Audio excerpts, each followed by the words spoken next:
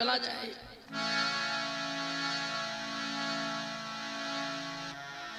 नानी बाई के देवर ने दवात जो थी उसमें कलम डुबोई और ऊपर ही ऊपर लिखा, जय श्री कृष्ण द्वारिकाधीश की।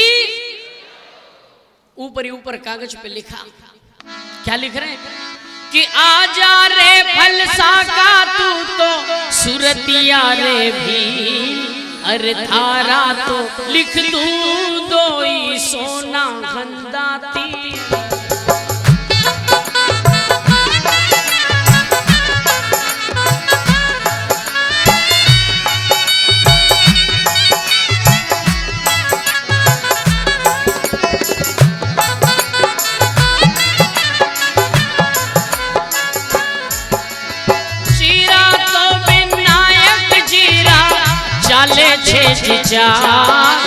जिनका तो रुपया लिख दो सवा सवा लाख।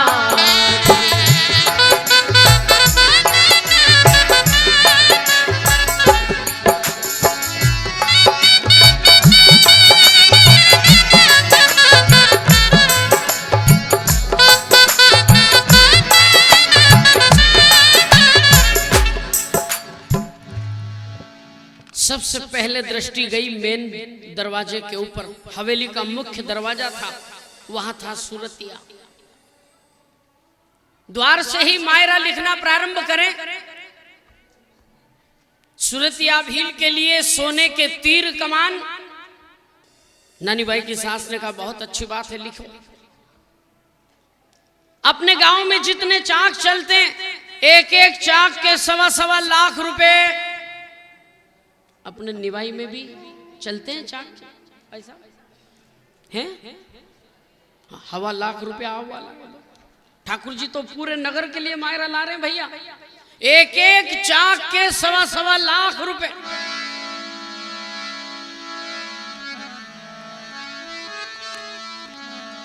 के पारस पीपल का जितरा छिपा, जितरा तो लिख दो थे जी जरिया खंदा था। ब्राह्मण ब्राह्मण लिख दो, वाण्या लिख दो, लिख दो सुना। ब्राह्मण लिख दो, वाण्या लिख दो, लिख दो सुना। तेली ने तंबोली लिख दो, लिख दो लुहा।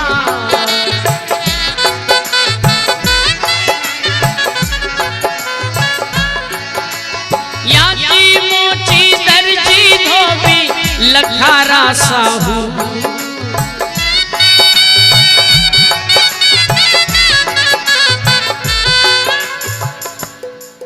नानी बाई की सास ने एक स्पेशल पेरावनी लिखवाई, क्या कि दो तो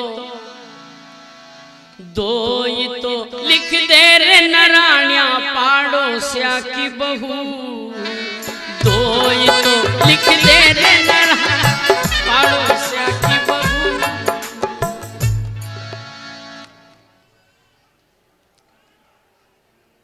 पारस पीपल के पत्ते बरोबर जरी के थान, ऐसा मायरा लिखते। ये परीक्षा हो रही है सच्चे भक्त नरसिंह मेहता की। ब्राह्मणों से लेकर जितनी भी जातियां, सबके लिए पेरावनी, पूरे निवाई के लिए माहरा। ठाकुर जी की कृपा बरस रही, देखिए किसी को ना छोड़ेंगे भाई, सबके लिए माहरा लाने वाले। और जिस जिस की जैसी भावना है उसको वैसा ही माल मिलने वाला भैया, मिलेगा सबको।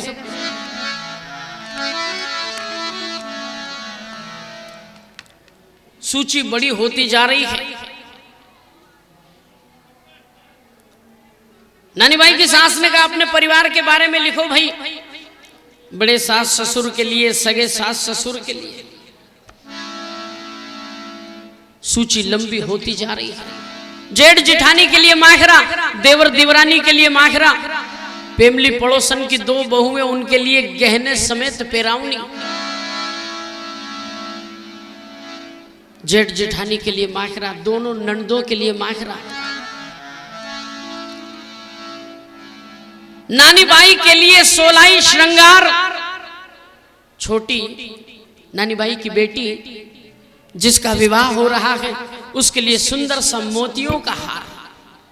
नानी बाई की सास खड़ी हुई, फिर कहने लगी परिवार के लोगों से, भैया सुनो सब लोग, अपन तो पूरे परिवार के लोग मायरा ओढ़ेंगे, पूरे नगर के लोग मायरा ओढ़ेंगे, और वो जो सूरत से बारात लेकर के आएंगे बाराती, वो बेचारे क्या मुंह देखेंगे?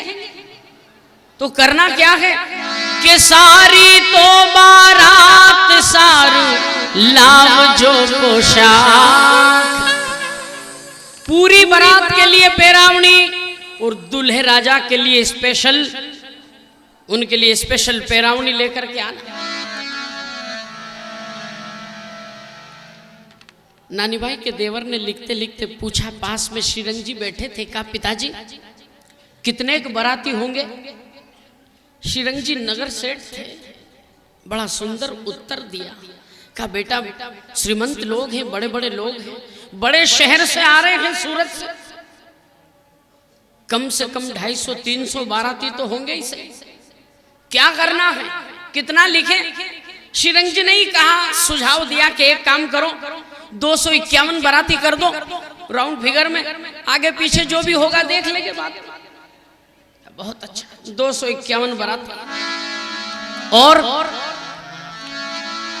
जिन जिन के नेग लगते हैं सबके नेग लिखो, ठाकुर जी की पोशाक, अपने कुल के देवी देवताओं की पोशाक, सबके लिए पैरावनी लिखो। लिखते जा रहे हैं, पूरा कागज बन गया। नानी बाई की सास ने कहा कि जाओ अब बाई को एक कागज बताकर आ जा। माँ साहब के पास वो कागज लेकर के गया नानी बाई का देवर। बड़ी मजेदार बात सुनना आप सब लोग। नानी बाई का देवर गया, माँ साहब बैठे हुए थे, तकिया लगा था पीछे, गर्दन ऐसे हिलती थी। 98 कोई कम भी नहीं, बहुत बुजुर्ग थे, परिवार में उनका सम्मान होता था, बुजुर्गों का सम्मान होता था। आज कहते हुए मुझे बड़ी ग्लानि महसूस होती है। हमारे देश में रोज वृद्धाश्रम खुल रहे हैं। हमारे आजकल की युवा पीढ़ी अपने बुजुर्गों का सम्मान नहीं कर पाती। क्या बात है, बुजुर्ग लोग गर हौसला तो क्या देंगे, बुजुर्ग लोग गर हौसला तो क्या देंगे, उनसे मिलते रहेंगे तो दुआ देंगे। बुजुर्गों के पास अनुभव का एक बहुत बड़ा खजाना होता है, उनके पास बहुत बड़ी ताकत होती है अनुभव। माता पिता की, बुजुर्गों की सेवा करना चाहिए। नानी बाई के देवर ने, अब नानी बाई का परिवार है, ये तो बड़ा सब उल्टाई किस्म का परिवार है। नानी बाई के देवर को निर्देश दिया कि मां को जाकर के पूरा कागज बता, पढ़ करके सुना दे। कम सुनाता था, कम दिखता था, वृद्ध थे। नानी बाई के देवर ने जाकर के कहा, बाई ओ बाई। हाँ बेटा, कौन नारायण? हाँ भाई, मायरो लिख दियो भाई। माँ साहब ने कहा कि हाँ बेटा, थोड़ी थोड़ी आवाज आई रही थी बेटा। अब नानी भाई के देवर ने कहा कि माँ, सबकी इच्छा है कि आपकी तरफ से भी एक लाइन होना चाहिए। अब माँ साहब ने कहा कि बेटा अब अपने को क्या लिखना, अब 2 वर्ष है बस, 99 और 98 तो चल ही रहा है, 98 साल तो हुई सही, 2 साल और बाकी बचे बेटा, क्या लिखना आपने, मेरे कुछ मत लिख। नानी भाई के देवर ने कहा नहीं नहीं माँ, कुछ न कुछ तो आपको लिखवाना ही पड़ेगा, आपके बिना कागज सुना है, आप परिवार की सबसे वरिष्ठ हो। नानी भाई की सास बड़ी, माँ साहब ने कहा कि वाह बेटा, जब सब नहीं मानते तो एक लाइन मेरी तरफ से भी लिख दे। अब माँ साहब ने क्या लिखवाया, बड़ी मजेदार बात, बड़ी सुंदर बात। माँ साहब ने कहा कि बूढ़ली बियान ने तो उपजी सलाह,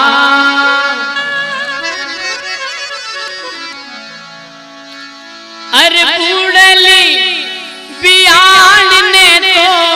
उपजी सलाह। अरे बेटा मने पग धोवन लिख दे सोना की सिल्ला, मने पग धोवन लिख दे सोना की सिल्ला।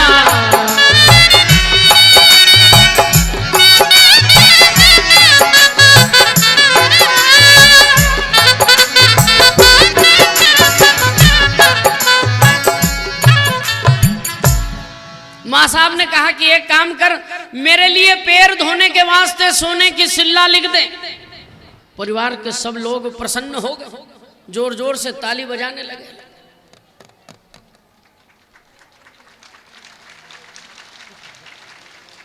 सुनो, आपकी तालियां लेट बजी, मैं समझा शायद माँ साहब का आइटम पसंद नहीं आया। पैर धोने के वास्ते सोने की सिल्ला। नानी बाई भी बैठी थी पीछे, मन में विचार किया, देखो डोकरी को 98 साल की उम्र, अब पैर धोने के वास्ते सोने की सिल्ला, क्या मालूम क्या करेगी डोकरी, कहीं छाती माथा घुटे, कहीं करे मालूम। पैर धोने के वास्ते सोने की सिल्ला। नानी बाई की सास ने कहा, बेटा नीचे बड़े बड़े अक्षरों में ब्याई जी का नाम लिखो, अगर जरा भी शर्म बची होगी तो जूनागढ़ चला जाएगा। नीचे बड़े लेटर्स में नाम लिखो, नरसिंह मेहता। नानी बाई के देवर ने बड़े बड़े लेटर में नाम लिख दिया, बड़े अक्षरों में नरसिंह मेहता का। नीचे नोट लगाओ, उपरोक्त सामग्री हो तो हमारे घर की पेड़ी चढ़ना, नहीं तो जूनागढ़ में ही भजन करना। नानी बाई के देवर ने लिख दिया, कागज दे दिया नानी बाई को, जा दे दे तेरे बाप को ये सब सामग्री चाहिए।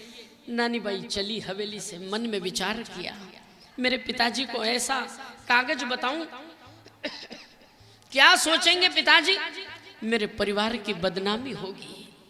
मेरे भाई बहनों, इतना कुछ होने के बाद भी कैसे संस्कार थे नानी बाई में, उस लाडली बेटी में कैसे संस्कार हैं। नानी बाई ने मन में विचार किया, मेरे हवेली की बदनामी होगी, ये कागज तो ऐसा करूं किसी कुएं बावड़ी में फाड़ कर फेंक दूंगी, पिताजी देखेंगे तो मेरे परिवार की बदनामी होगी। ठाकुर जी ने मन में विचार किया कि अगर ये मेरी लाडली बेटी कागज लेकर नरसिंह जी के पास में नहीं आवे और नरसिंह जी ये कागज मुझे समर्पित नहीं करे तो मैं मायरा लेकर कैसे जाऊंगा। मेरे ठाकुर ने वहीं बैठे बैठे द्वारिका से नानी बाई के ऊपर माया घुमाई। नानी बाई के दिमाग से वो बात विस्मृत हो गई, भूल गई कि मुझे कागज फाड़ना था।